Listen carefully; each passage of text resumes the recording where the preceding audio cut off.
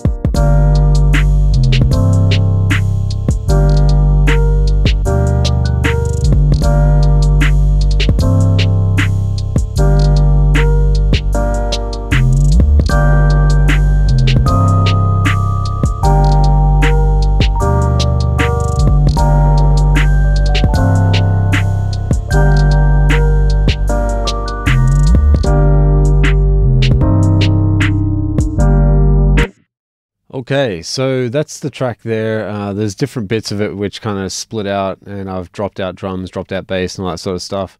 But that's the basics of the track anyway. So how I started this track was from a piano that I told you that I had in another project already.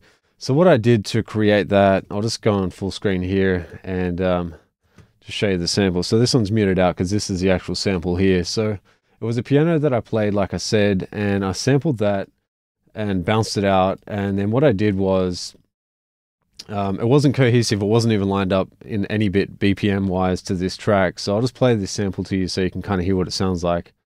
I'll just make sure it's not too loud. All right, cool. So let's go.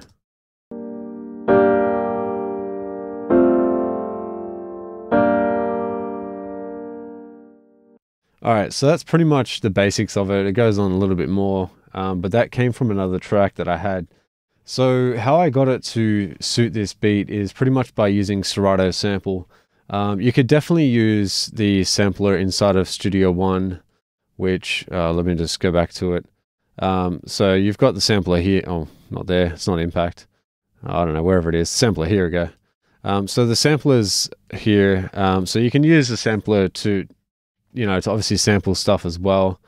Sample one, I should say. And do it that way. But I like using Serato because it's really easy to just get the points in the sample and also find the samples that you want inside of an audio track. So let's go into what I did so that you guys can see it from scratch. So this is the MIDI track for Serato sample, and what I did, if I just isolate that, I'll just play this sample that I've got to you.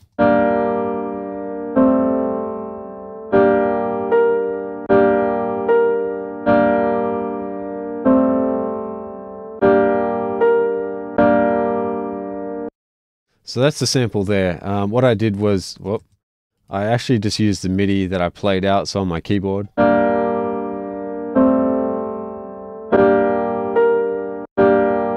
So I'm just using F, G, and A as the keys, and then obviously repeating A twice on that, just that section there, so you can see that. And then once I got that sample there, I bounced it out. I figured, well, I'm going to use it like that. So just to show you Serato sample and what's happening inside of that, obviously you can choose where you want the samples to be on Serato sample, so it allows you to do that. And you can also slow it down, reverse it, do all sorts of stuff. Originally when I made the beat, I actually tuned it down to, I think it was F sharp. And I liked it at the start, but then at the end I was like, no, I don't like the way this sounds, so I tuned it back up. And then I adjusted everything else that I had already adjusted down to that key. So just so you know, this is really handy, this program. Nothing to do with it. I haven't even got a copy of it yet. Hopefully Serato sample will give me a free copy, but I highly doubt it. Anyway, so anyway, I use Serato sample to get the samples, and just by adjusting some of the attack as well, so it wasn't so sharp, because the way the piano sounded was a little bit too sharp for my ears. So I adjusted the attack on some of it so it's just not as attacky at the start. So that's Serato sample. That's what I did to create the sample there.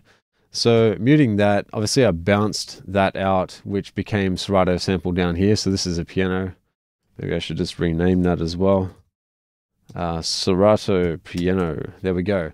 So now that's the piano that I've got. As you can see, what I try to do in all of my beats and in general is try and keep dynamics as best in control as possible that you can.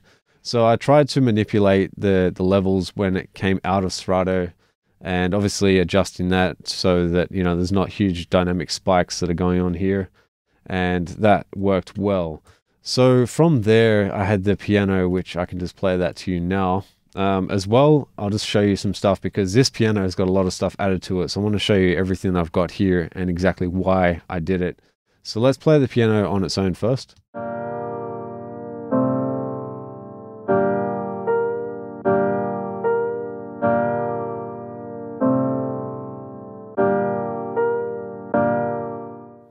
Now you can see it doesn't sound exactly the same as the original one. A lot of the low end's kind of been taken out. And what I've done here, I've used this plugin called Halftime, which this plugin allows you to slow down or speed up. It can be by 1.5 or 2 times or 4 times. And you can also adjust the band or the frequency of where that sits and the mix so parallel. So I kind of used a bit of parallel because I didn't want to go all the way slow with it, but I want to have that slowish kind of sound effect, like that vinyl kind of sound. That was the kind of sound I was actually going for, and I knew that was the sound I wanted, but I just had to figure out how to get it. This plugin is really cheap. It's by Cable Guys, and it's I think it was like 12 bucks. So it was really handy plugin there. Next thing is just EQ. So I've EQ'd a lot of the top out and some of the lows just to get rid of some of that, and some of the 500 area as well. That helped out with the piano a bit. Secret Weapon, if you guys know about this plugin, I don't know if you do or not. I've done a video on it in the past, but this is the updated version of the Waves Factory. It's the track shaper, or track spacer, I should say. It allows you to adjust attack, release in mid-side and left and right, so that you can basically sidechain frequencies out of the way. So what I'm doing here is I'm getting rid of some of the piano by using this other piano that I've also got, because some of them clashed in the mix. I didn't want that to happen, especially when it came to the end when I was mixing the track. So this is just kind of plugins I just want to show you just briefly. Again, with the EQ, dipped out. This is a thing I want to show you as well in a separate video, how to EQ things and how to EQ it efficiently. But anyway, I've just dipped out some of that low shelf, and it's because of the low shelf that's caused this little bump here, which gave me a bit of extra clarity in the top end sort of area. Next thing is a compressor. This compressor I used before that EQ was actually on there, so just so you know in order of which way these things went. So that compressor just, you know, obviously I'll just play the piano for you. So it's just hitting the needle a bit, getting rid of some of the peaks, and that's where it first hits with that transient. Next thing here is Ozone. So yeah, there's Ozone Imager, which is a free plugin. You guys can download that for free. So I pretty much just created some more middle tracks, so width, I reduced the width a bit, because I remember this sample when I first used it, it was really wide and I didn't want that in this track, so I had to reduce some of the width so I could actually make it sound better. So you can see that it stays in between +1 and 0. If I took that off, obviously it would go a bit wider, so I'm not going to bother with that anyway. Next thing is the vinyl plugin. So this is also another free little nifty plugin. I use this to create some dust effect and also some warp or depth that pretty much the vinyl has when it sounds a bit off or it's warped.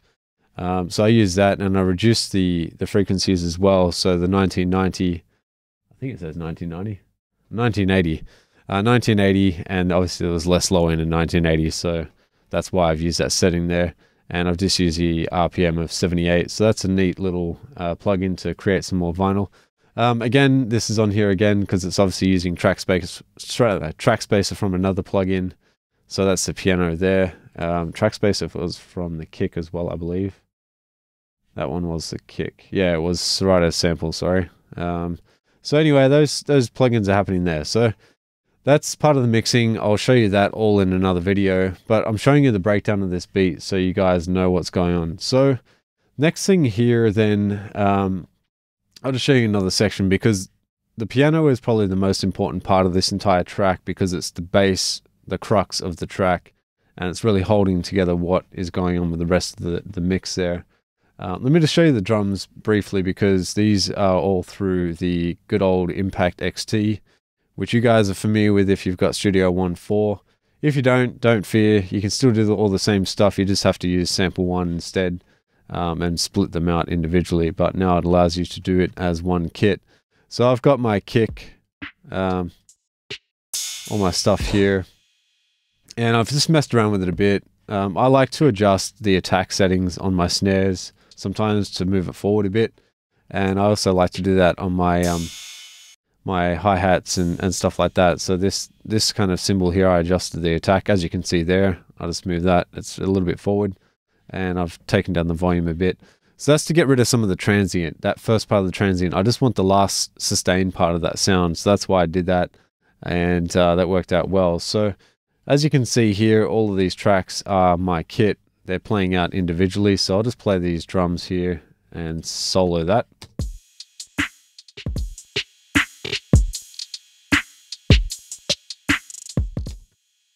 Now, in this part of it, as far as the mix thing is concerned, I'll break it down really quickly. I've got de-esser on the hi-hat just to get rid of some of the high-end frequencies.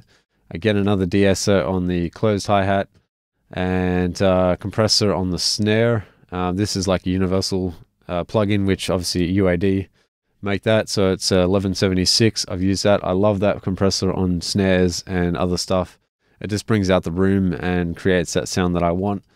EQ, I've reduced some of the high frequencies and some of the low. And the next thing is the Transient Master, which I've taken out some of the sustain, because obviously that compressor is bringing out some of the room. I didn't want too much of it, but I wanted that sound in the actual sound, so I took out some of the sustain to get rid of some of that room as well. Makes the snare fit in the mix a little bit easier as well. Next thing here is the kick. So this is the actual kick here. Just a nice Teletronics on the kick. I love the sound of Teletronics LA2A on the kick. Just has a really good snap to it. Sounds good. Then to bring back the snap, I've put the attack up a bit and reduced the sustain on the kick. So that's a bit of the mixing on the drums. I don't want to go too much into that because I want to explain all of that later on in another video.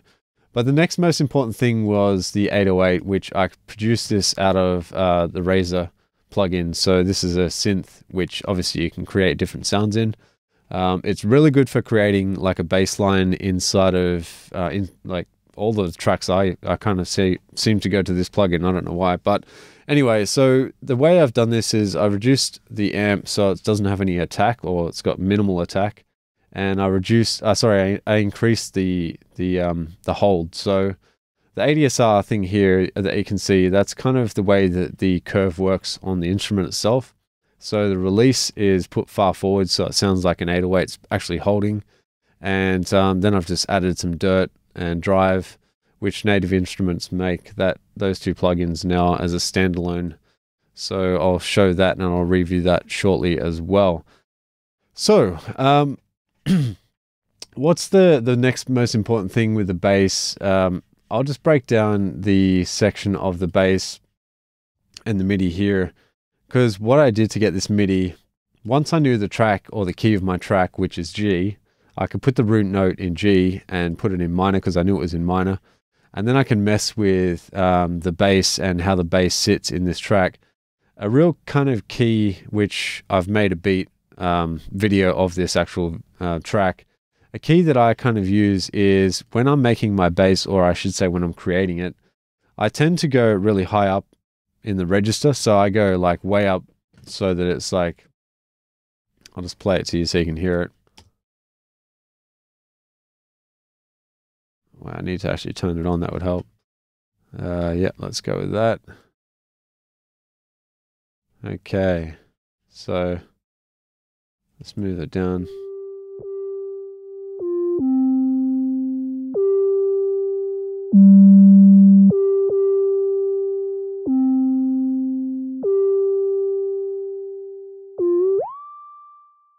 Now, why do I do that? It's really hard. Well, I should say it's not really hard, but it's more difficult to hear the frequencies when they're lower down in the register, especially when it's in the bass area.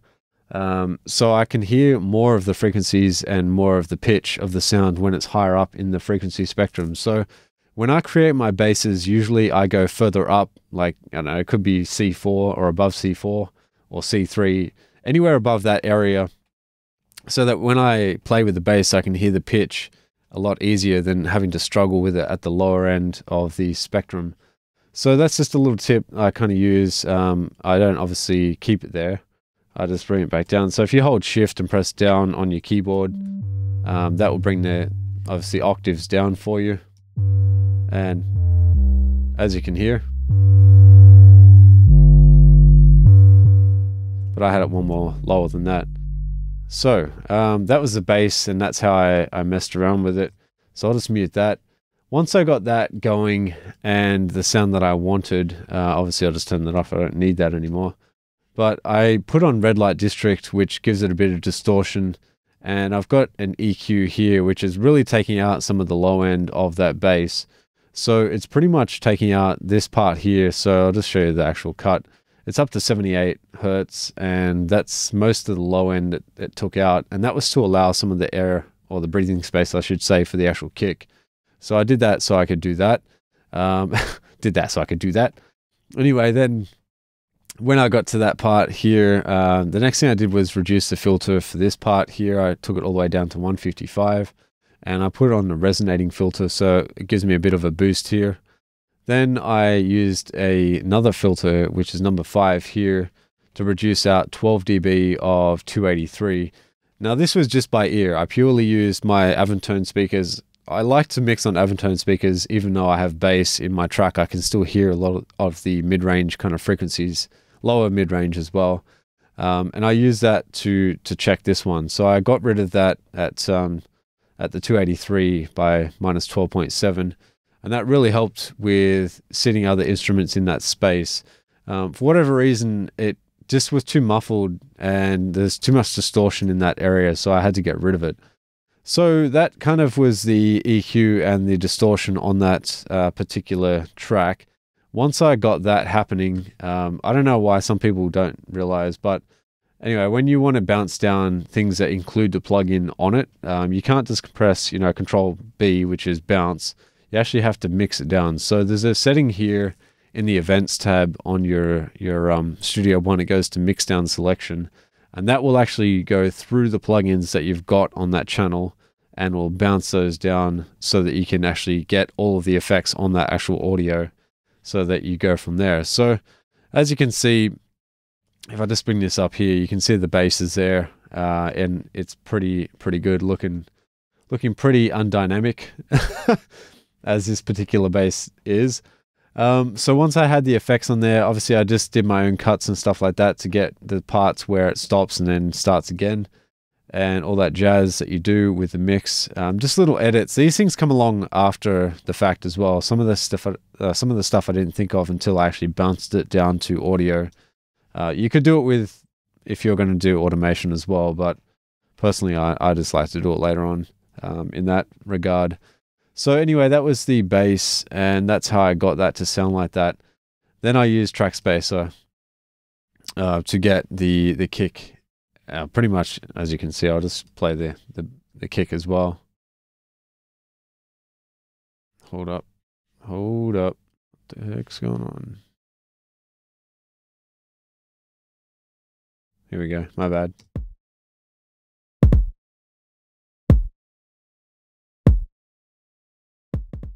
So Track Spacer is kind of cool because you can adjust the timing of this so the attack and release. You can do it just mid-side if you want to, but I just use left and right. I don't need to do mid-side on a mono thing anyway.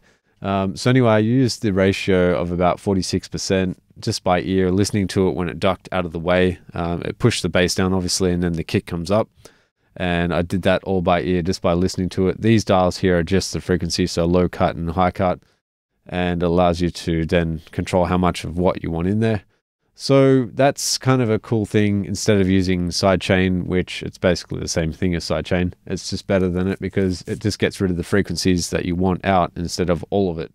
So that allowed the kick to come through on that side. The next thing then, what I did is I played around with the kit inside of here, and I've got a couple of different sections here. After a while of fiddling with it, it got me a verse and verse 1, verse 0, I guess, chorus and chorus 2. Not in any particular order, I just chose these and it kind of worked out well. So just as a tip as well, I don't know if you guys are familiar, but if you want to create a pattern mode, you can pretty much just hold down, I believe it's, yeah, that's it. So if you hold down Alt on your keyboard and double click with your mouse, it'll create a fresh pattern, and that puts that down there. I don't need that obviously because I've got the pattern that I want. But anyway, I haven't bounced this out of the pattern mode because I didn't really need to, because I had it already set up in the mixer like that, and it worked well. But the patterns are kind of using all the kits. One thing that I don't like yet about Studio One's pattern mode though is that the pattern mode, if you want to pitch up a snare, which is what I've done here, I'll just show you. I had to actually duplicate this snare to make it pitched up, and it's not sorry, it's not too hard to do, but just a pain in the ass when you want to just do it quickly. It's something I found in FL Studio to be really easy. You just go in there and you just pretty much draw your MIDI and it's already done. But anyway, that's just the way it goes. So that's pattern mode there. The kit as it is, you can see the patterns that I've got, and I played that to you already. And then the next thing here, I might just delete that out. I don't really even need it anymore. The next thing was the Rhodes keys. That actually, before I get into that, I want to show you this. So Serato sample, I found this sample that was really just an airy kind of sound. It was quite strange, and I decided to use Serato sample to actually sample it. And you can see it here. So it's just a really basic kind of sample that's going on there. But I'll play it to you and show you what it sounds like.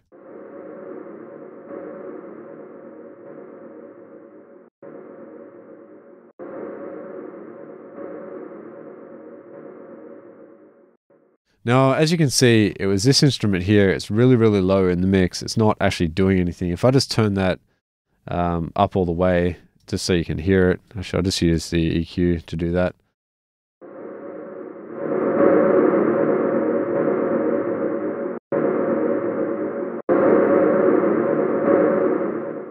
Literally sounds like a TV white noise or something. But the way it works is it adds depth to the actual track. It adds a bit of underlaying sound that wasn't there before. And definitely when the chorus comes in, it brings more fullness to the chorus. And that's just a little trick that I use just to get some extra fullness in the chorus where it wasn't there. So then when it drops out, obviously it allows the verse here to be a bit more sparse and empty. So I'll just play that for you now.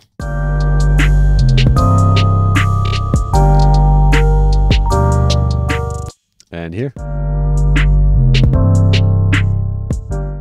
Cool, so you guys can hear how much of a difference, well, it's just very minor, but it adds that extra depth to the track just for the chorus section. So that is that. I want to come back and do another part 2 of this video, so I might just call it quits for this because it's going a bit too long. And I hope you guys enjoyed this video. I hope you enjoyed the breakdown of this video, the behind the beat. And we'll get into the mixing of this track as well, and I'll go through all the stuff, the techniques that I used, the ideas that I had, and everything like that. So catch you guys on the next one, and peace out.